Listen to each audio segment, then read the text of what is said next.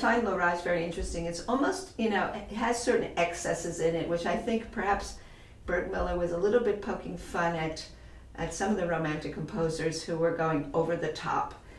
It's still a charming piece to learn.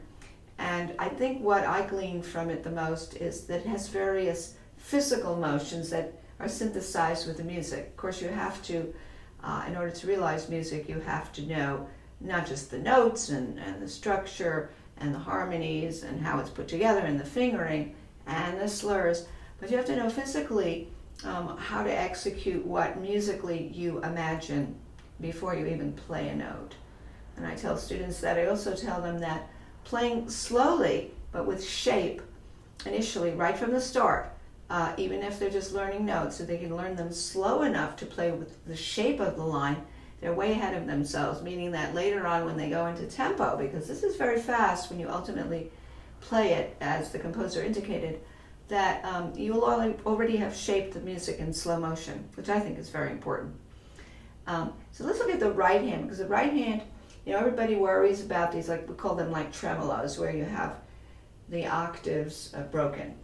But in the very beginning, the question is, how would you play these little figures that are grouped in 3, the 16th notes? You can be very mechanical about it, or you can decide how are you shaping them right away.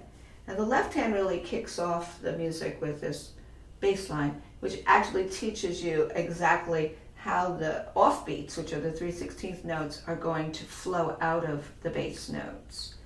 Now remember, if you're playing slowly, in the bass you're just, doing what I would call vowels, not consonants. Vowels are when you just think, wah, wah, wah. Now that sforzando is really in the upstairs. It's for the notes above. I wouldn't go out of my way to smack that octave C there that I just played, but you want to give some support to the tremolo here. You could say it's a tremolo, where the sforzando is really right midway in the measure. So if you see what the motions are here, if the left hand is sort of rocking this way, using your wrist motion, a little bit of ta, a little bit more there.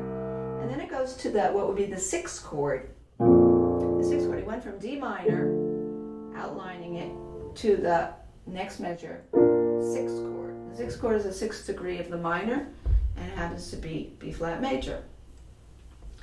So we'll go back and we'll do, I use 4/2. Tall, soft G. I hear that I'm not articulating my fingers, and that's the thing you don't want to do. You don't want to, when you see a slur across notes, you want to think ooh, ah, ooh, ah, instead of da, da, da. So be careful right away of getting the shape. Then he lifts here, and then this is going to be under the sforzando. So ta, give it a little bit more, but not a smack. It's easy to smack that in the left hand. I don't think you want to do that. And then you have these spike marks coming in the left hand, which means they're more than accents. They are absolute emphases that have little cutoff points, but they have a crescendo through them. So you have to start with a sense of the withdrawal being crisp, but going to a crescendo. So this can be crisp, this can be crisp, more, most here, most, and then less, wrist forward. Now it looks like I'm cheating there because, when I get the legato, I can get legatos by way of the lower note. And the pedal's going to help you a little with that too. When you get to pedaling, don't pedal until you really get everything without pedal clear. So I'm going through this left hand. Now he has accents here in the left hand, not spike marks. So they're different. They might be more like, and this is crescendo assai, which means it's getting intensified. So he has this, pom, pom, pom, pom, 1, 3, 5. Because now you can do the legato to that, easier.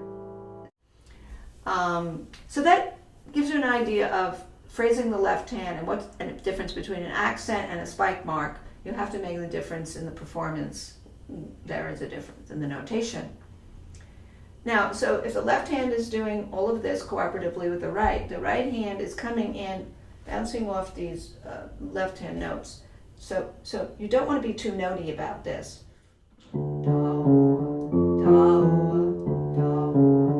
do. See? Da, da, da, da. Watch my wrist. Da, da, da. In order to get the agitato, you're going to be faster, you're going to think agitated, but you're not going to lose control. You're still going to use these motions in slow motion, but you're going to pick up speed and you're going to think this is the storm or the beginning of the storm. You could say it's starting up in this small way and later it gets big.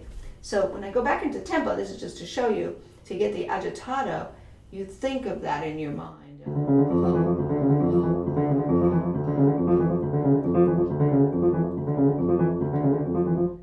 Now, you don't want to do, this notey kind of up and down fingers. You have to think groups of 3. Ta, chia, ta, chia. So that's another thing. Now we get to, I'm just going to do a brief overview of this. Now this business with these octaves, you can get very tight. And, you're going, how am I going to do this? But really, you have to almost use a rotation. Do, accent. You can see what I'm doing. I'm doing this. If this comes from my whole arm, I'm never playing down here. It gets too tight. If you get tight in your wrist, you're finished. That energy comes down your arm, and you are doing this. You're literally choreographing that motion. So when you go fast, we can do some rhythms too. Most, and then it's less. Because he does a little swell out, and then he does a swell back. So your hands be tight. The whole thing is the freedom of the arm, like you're throwing a ball, use your whole arm. Now follow through. The left hand is going to help with that sforzando when you have it in the right hand. So you get this. That's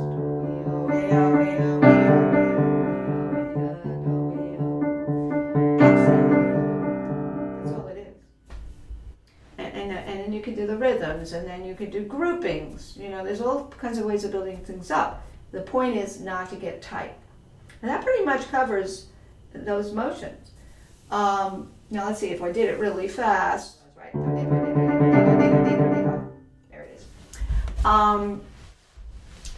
And these here, when you have these, arrive less. You've got to make that crescendo. The right hand has those off beats like you had at the beginning. Da da da da da da da. Now you have different notes. You can block these. You can block all these threes. See how I'm blocking them here? So I'm doing these. Now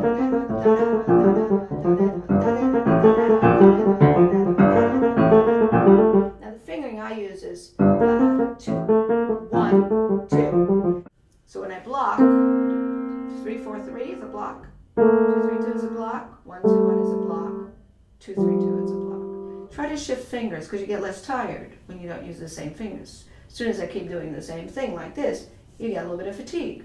So try to alternate your fingering if you can. And that's why I do that fingering.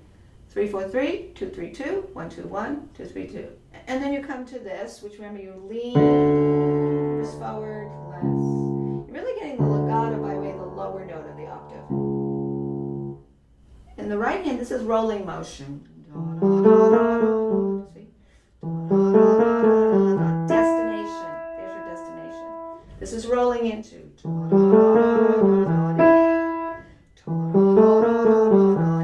it.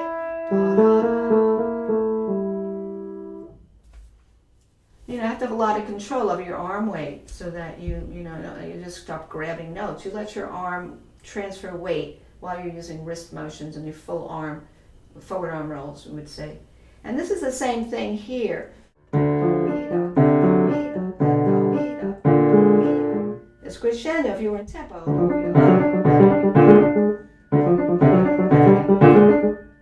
The idea is the same thing you do slow. The motions are sized down, but you're still practicing in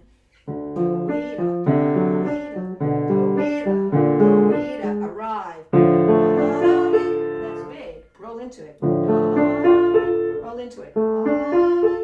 Instead of, you gotta avoid that. When you go really fast, you can't do it. You get you totally tight. Plus you won't get a nice phrasing. So here's the rolling motion.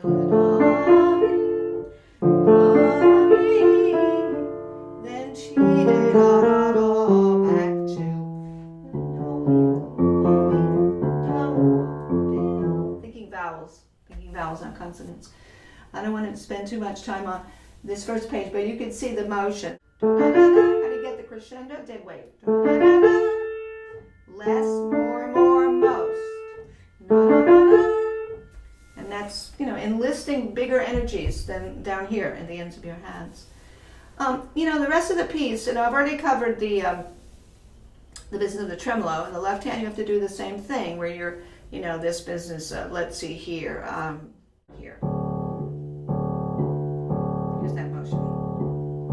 Just showing at the end.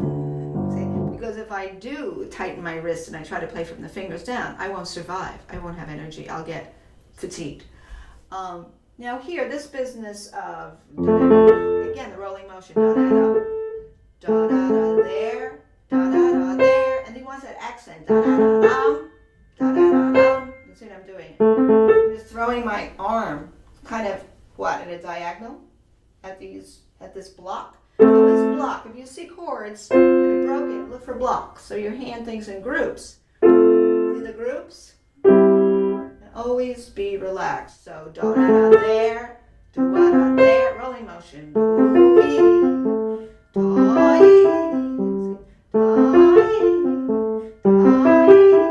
This is a very assertive part of the piece. So when you do these rolls, you want to probably roll dead weight across with big weight. So you don't want to have a little bit. You want more. You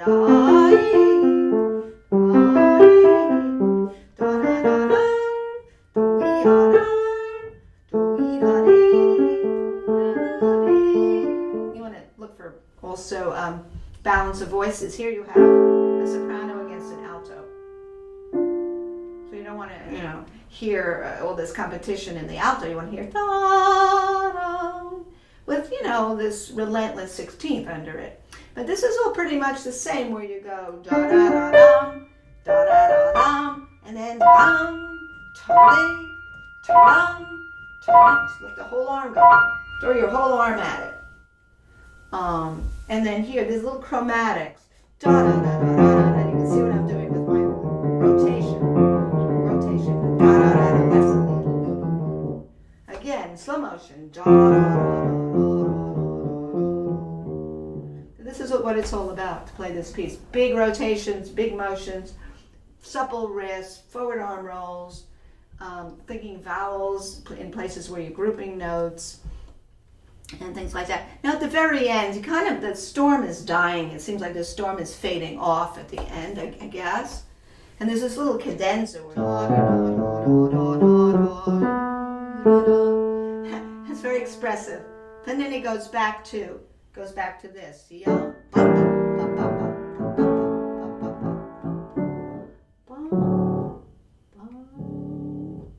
But that's where you really have to shift your moods. In this piece, you're kind of, at the end, you have to calm down in terms of the end. I mean, you have to be calm through the whole piece. To believe it or not, to play this storm, you better be calm when you're in the eye of the storm.